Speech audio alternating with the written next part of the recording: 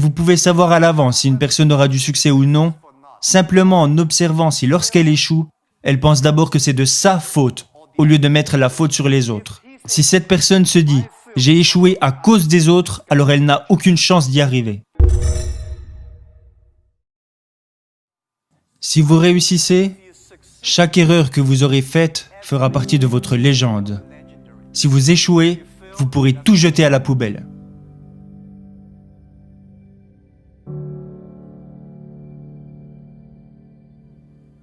Tout le monde fait des erreurs. Tout le monde rencontre des problèmes. Et très peu de personnes sont prêtes à vous écouter. Mais le jour où vous aurez du succès, là les gens commenceront à vous écouter. « Ouah, mais tu es génial !» Non, je ne suis pas si génial. Je suis né dans une famille issue de la classe moyenne. J'étais très mauvais à l'école. Bien sûr, j'ai essayé d'étudier, mais vous savez, je n'étais pas très doué pour apprendre des choses à l'époque. Alors, j'ai été recalé pour des petits boulots, je n'ai pas réussi à aller à l'université, j'ai été recalé à l'entrée des grandes écoles, mais je n'ai jamais abandonné. Et je pense qu'il y a une chose que j'ai apprise, c'est que pourquoi devriez-vous avoir une chance d'avoir du succès? Tout le monde devrait s'habituer à l'échec, plutôt que de s'habituer à être accepté par les gens. Pourquoi les autres devraient vous aider? Vous devriez gagner le droit d'être aidé.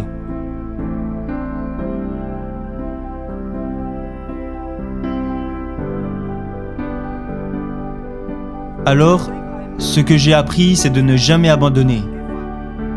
Je me disais, mon opportunité n'est pas encore arrivée pour le moment.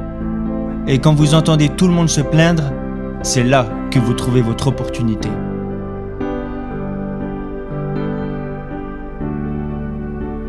Je pense que je visais trop haut. J'aurais plutôt dû essayer d'accompagner et d'aider les autres autour de moi. De toutes petites choses. Je n'aurais jamais pensé que j'aurais pu en arriver là. Il a fallu 18 ans pour qu'Ali Baba atteigne la taille que nous avons aujourd'hui.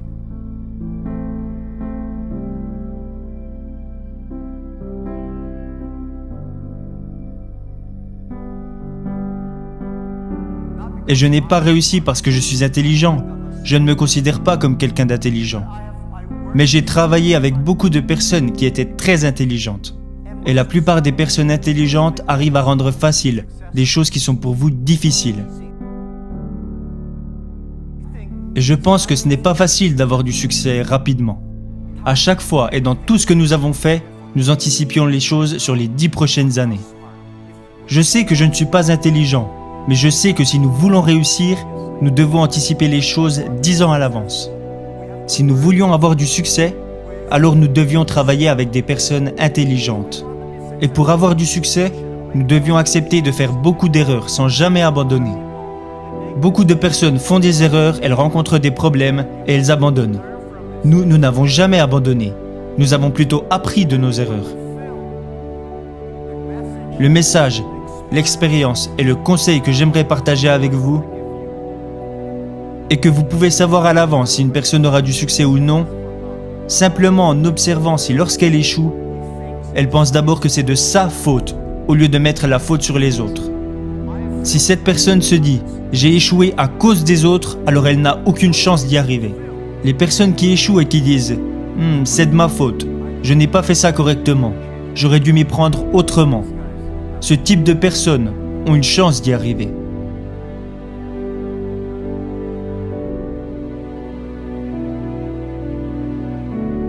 Alors j'ai beaucoup appris des personnes qui échouent. J'ai beaucoup appris des personnes qui font des erreurs et j'ai encore plus appris de mes propres erreurs. Ça, c'est ma philosophie. Quand j'échoue, je me dis « ce n'est pas grave, au moins j'aurais essayé ». Quand je réussis, je me dis « waouh, je n'aurais jamais pensé que ça marcherait ». Cette attitude me rend très positif et optimiste. Et à cause de mes nombreuses erreurs et de tous mes échecs, je ne me plains jamais parce que j'ai l'habitude de perdre. Encore aujourd'hui, je commets des erreurs tous les jours. nous prenons encore des décisions stupides presque tous les jours. Personne n'en sait rien. On pense que c'est intelligent, mais la réalité nous montre que c'était stupide. Mais on apprend et on recommence. On apprend et on recommence. Ça, c'est ma philosophie.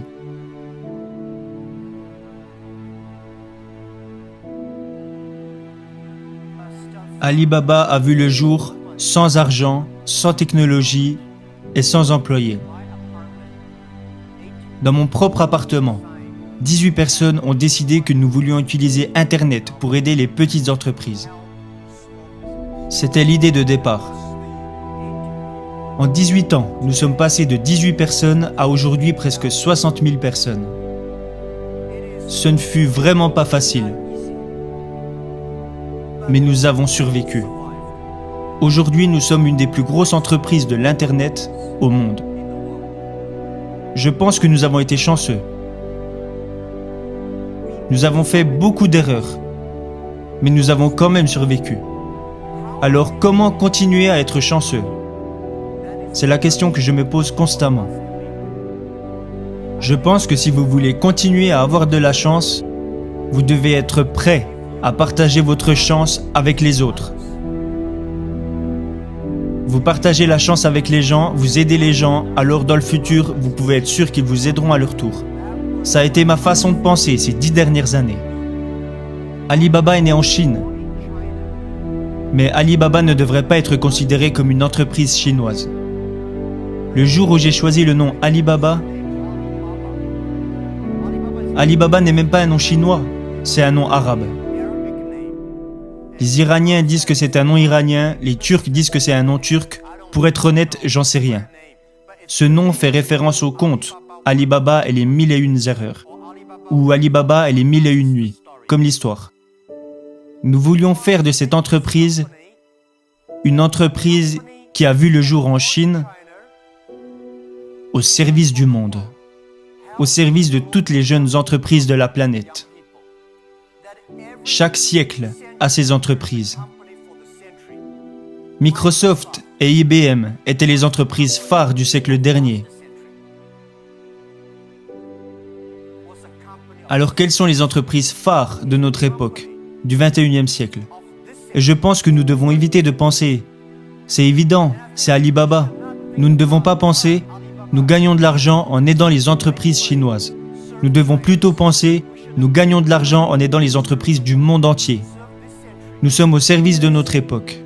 C'est seulement en pensant de la sorte que nous pourrons faire plus. Nous avons aussi un petit business qui s'appelle AliExpress.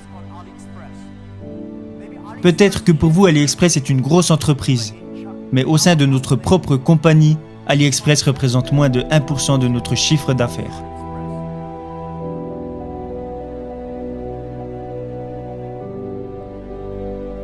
Notre entreprise aujourd'hui est immense.